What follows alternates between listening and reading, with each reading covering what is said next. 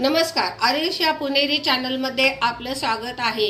मी आज आपणास एकदम कुरकुरीत आणि क्रिस्पी असे मटरचे भजी बनवून दाखवणार आहे। हे मटरचं सीझन चालू आहे, त्यामुळे मी अर्धा किलो मटरच्या हिरव्या शेंगा आणल्या होत्या, त्या सोलून घेतलेले, त्याच्या एवढ्या बिया निघालेल्या आहेत। त्याप्रमाणे मी ते भजी करण्यासाठी हे सगळे एवढे साहित्य घेतलेले।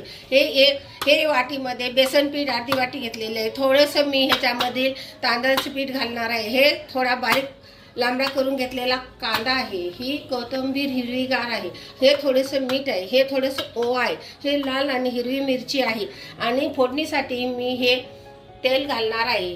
हे तेल फोडणीसाठी घातल्यानंतर भजी एकदम कुरकुरीत होतात। आणि हे मटरचे बिया मी आता ओबडधोबड म्हणजे पूर्ण बारीक न करता थोडेसे वाटून घेणार आहे आणि नंतर तुम्हाला मळताना हे सगळं मी दाखवणार आहे।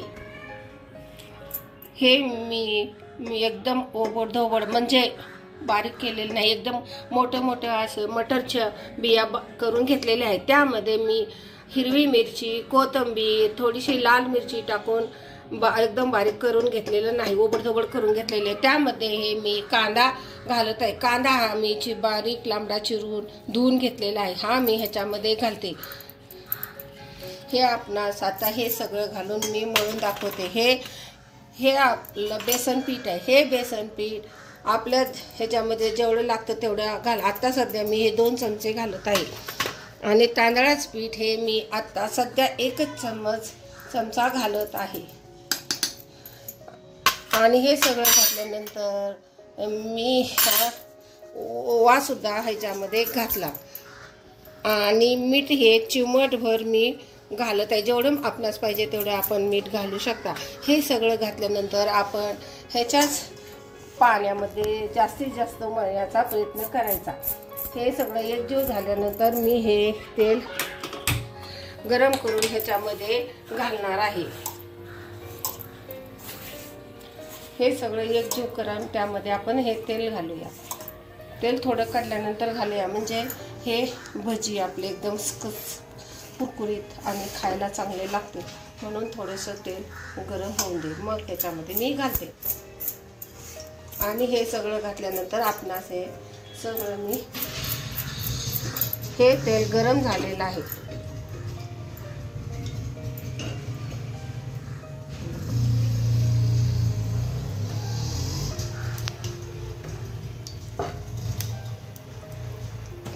हे तेल मी आता ह्याच्यामध्ये घालते, म्हणजे आपली भजी ही खुसखुशीत खायला लागते।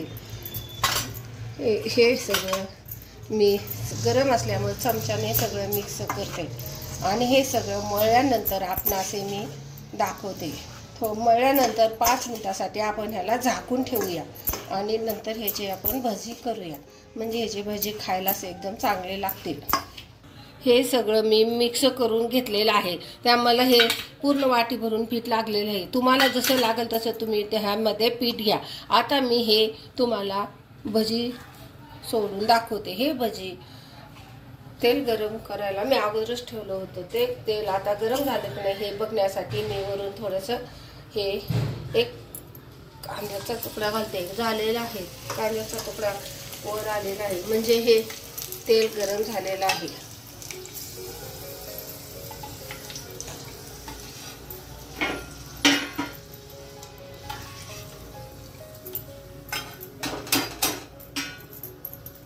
आता मी हे भजी टाकत आहे। आपल्याला जशी पाहिजे तशी आपण भजी टाकू शकता। जास्त करून आपण चमच्याने टाकू नका, हाताने टाका, म्हणजे हे भजी आपणास कुरकुरीत करता येतील। चमच्याने एकदम आपल्याला अंदाज येत नाही, त्यामुळे आपल्या हाताला जसे लागेल तसे तुम्ही एक भजी सोडत जावा। ही एकदम सोपी पद्धत आहे। तुम्ही ही पद्धतीनं माझ्याने करून पहा, तुम्हाला समजेल की किती सोपी पद्धत आहे। नाश्त्यासाठी कोण गडबडीने पाहुणे आले तर हे आपण त्यांना करून खाऊ घालू शकतो। म्हणून हे भजी आपण नक्की करून पहा एकदा। आणि आरेशिया पुणेरी चॅनलला तुम्ही सबस्क्राईब करा, लाईक करा, माझे व्हिडिओ त्या चॅनलवर जाऊन नवीन व्हिडिओ माझे बघा। हे मी आता हे घातलेलं आहे ते बघा कसं मस्त लालसर झालेलं आहे, पण आपण एकदम मध्यम फ्लेमवर हे गॅस ठेवलेला आहे, कारण त्यामध्ये जो आपण मटर घातलेला आहे तो शिजून एकदम क्रिस्पी होण्यासाठी. हे बघा आपले एकदम कुरकुरीत झालेले आहे.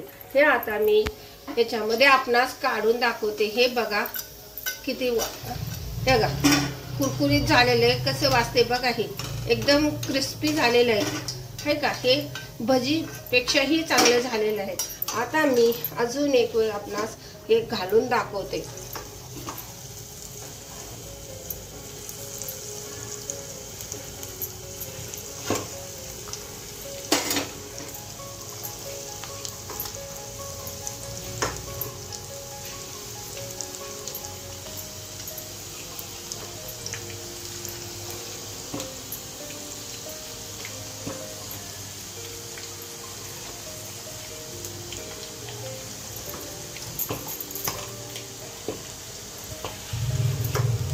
हे माझे मटरचे सगळे भजी तळून तयार झालेले आहेत. हे भजी एकदम मस्त कुरकुरीत झालेले हे मी तुम्हाला दाखवते. हे बघा किती कुरकुरीत आणि एकदम खायला पण एकदम चविष्ट आहे. हे एकदा नक्की करून पहा आणि अरिशा पुणेरी चॅनलला सबस्क्राईब करा, लाईक करा, शेअर करा आणि माझा व्हिडिओ आवडल्यास नक्कीच सबस्क्राईब करा आणि लाईक करा, म्हणजे मला नवीन नवीन रेसिपी बनवण्यास उत्स्फूर्त होईल. धन्यवाद.